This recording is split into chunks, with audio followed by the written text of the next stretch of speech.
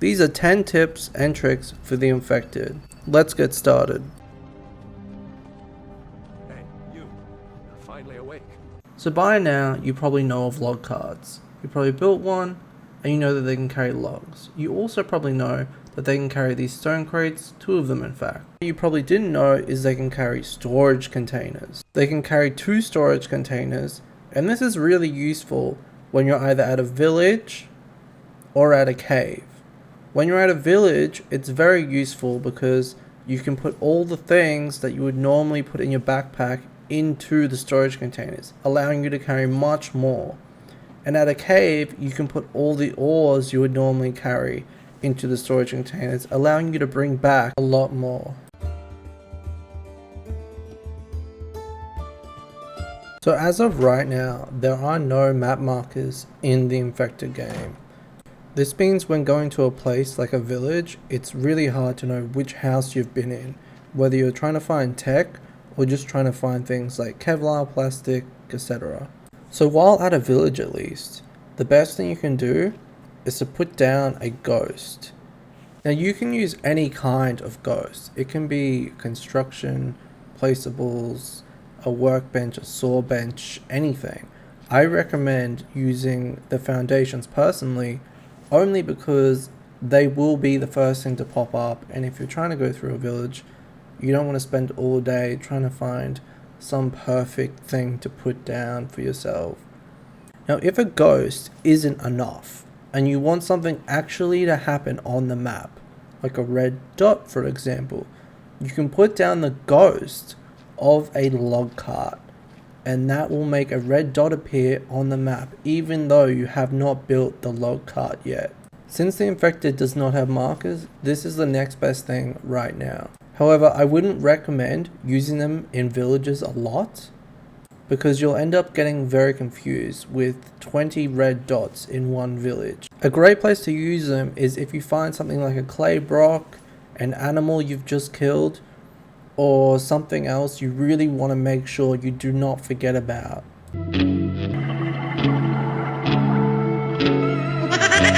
When it comes to ore, you don't want to smelt it unless you need it. At the start of the game, you're not going to have much storage, and you're also not going to have much room to be able to have many storage containers, and you also don't have many materials or much room to have storage shelves. So ores like iron, cobalt, aluminium, copper, and even glass, you don't want to smelt until you actually need. So these are the storage shelves, and the storage shelves can fit about 5 on each shelf, which means in total it can fit 20 iron ingots.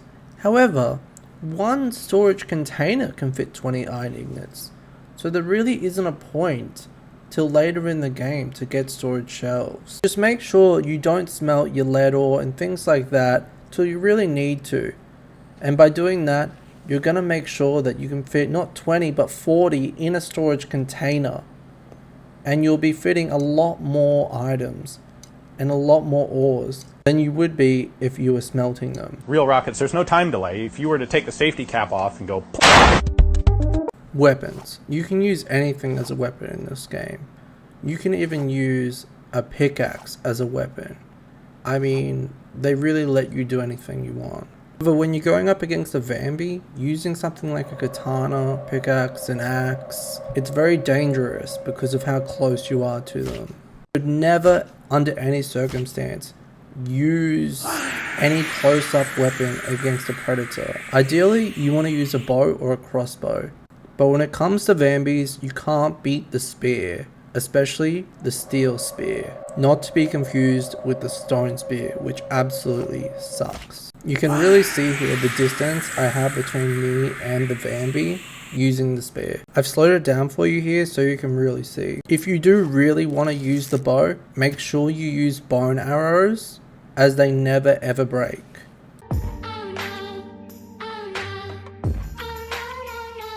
So this is how you would normally break a rock with a pickaxe. As you can see, this can take a while, 6 or 7 seconds to be exact. Now as you can see, I have my pickaxe in the number 1 hotbar slot. So if I press 1, it'll switch to a pickaxe. My axe is in the second hotbar slot.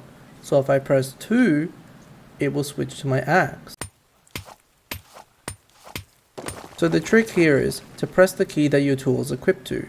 So for me, I'm going to press 1 because my pickaxe is equipped to 1. But you also want to left click at the same time as fast as you can. This can also be done with axes. This is the regular chopping speed of an axe. This took 10 seconds to do.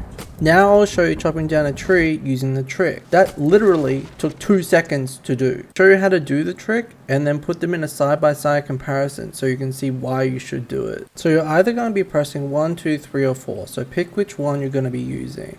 You pick number 2.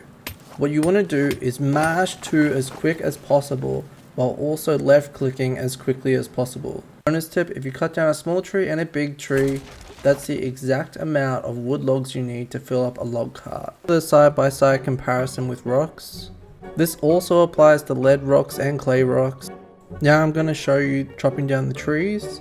And by the way, none of this is sped up at all or slowed down. You can go try this yourself. This is exactly why you should use the trick.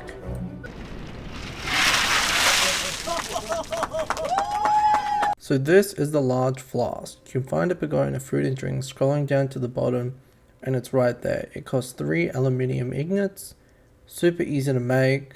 The original flask you get given can only hold 60 water, while this large flask can hold 200.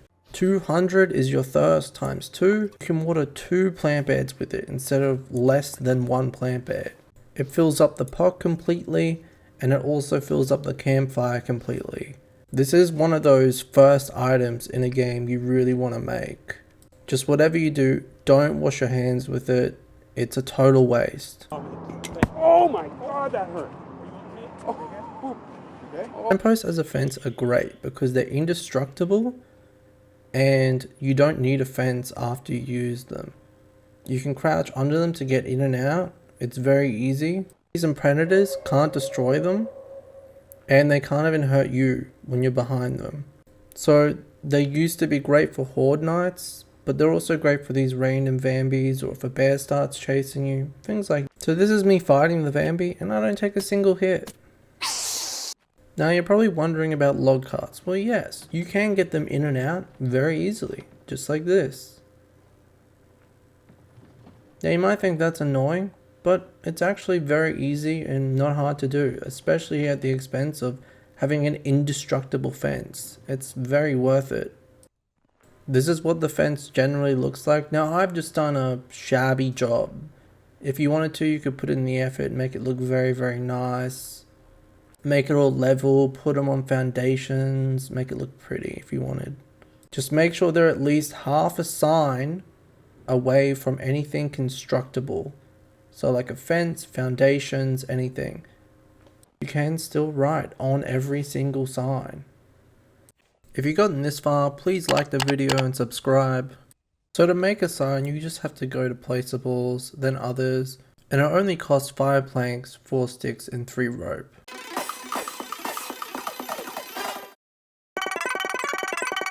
So by now, you probably know you can harvest logs to get firewood and sticks. Did you know you can harvest firewood to get sticks? And I know you're probably wondering now, what does harvesting sticks do? Nothing, it doesn't do anything. You can't harvest sticks, sorry. But how many sticks do you get after harvesting all the firewood as well? To harvest the firewood, you'd only have 5 sticks, but now you have 21 sticks. And I'm pretty sure you get this amount every time. This is a regular rock. A regular rock is oddly shaped like this, much bigger than a clay rock, and has all these markings on it. If I mine it, you'll see it'll give me small stone. And there it is, the small stone. Now this is a clay rock. It's very small, very thin. It looks like it has moss on it, and it's always shaped this exact way. What the regular rock looks like, and if I mine the clay rock, it'll only give me clay. You'll always get 10 pieces of clay from every clay rock. Clay weighs less than small stones and can also be stacked up to 10. Eventually, you'll get a clay soil extractor, which can turn clay soil into clay for you. and you won't need to go find clay rocks anymore. But at the start of the game, this is very helpful.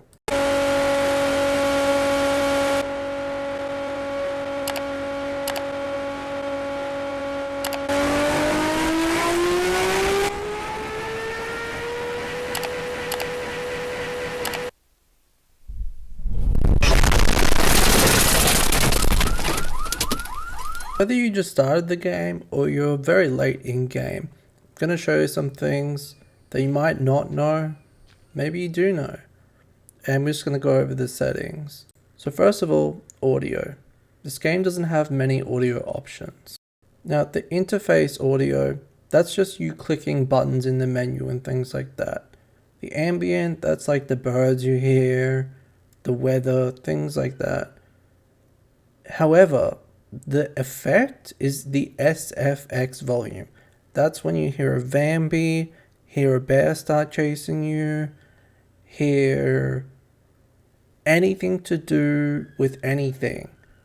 When you pick up an object, it's very important. If I were you, I would put that one quite high at like 60, 70. There is a voice or a dialogue option. Not sure why. I think it's possibly a future feature.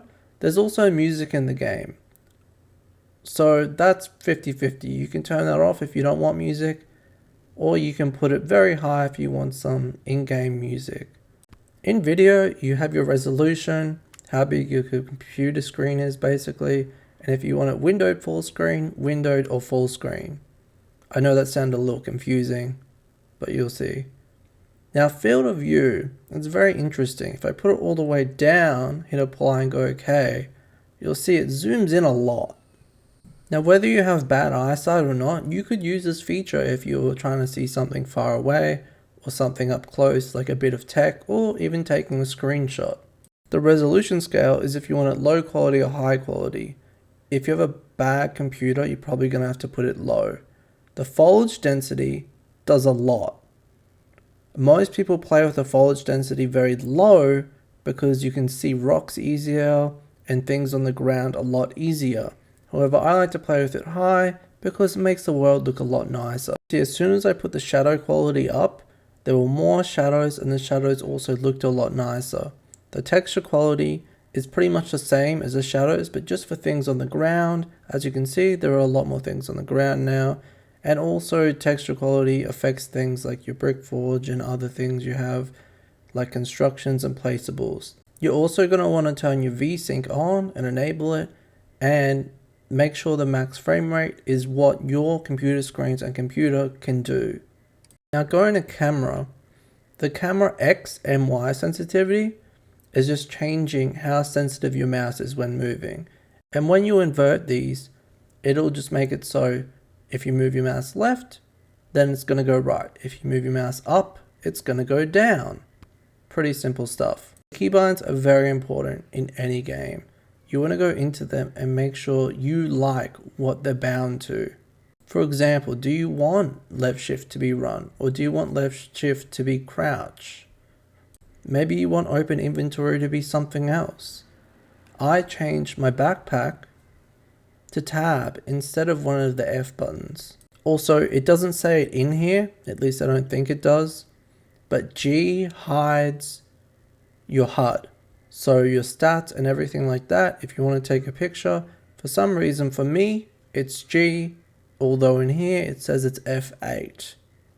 Just a bonus tip there. There's also a pause button in this game instead of just pressing escape. So bind that to whatever key you never ever use. That's all the keybinds and that's all the tips for today. So thank you so much for watching. If you enjoyed the video, check out these other videos and playlists. And also make sure you like the video, subscribe and comment anything else you want to see me do. And if you want to see me play live, check out my Twitch. I'll be doing lots of guides in the future, so make sure you come back.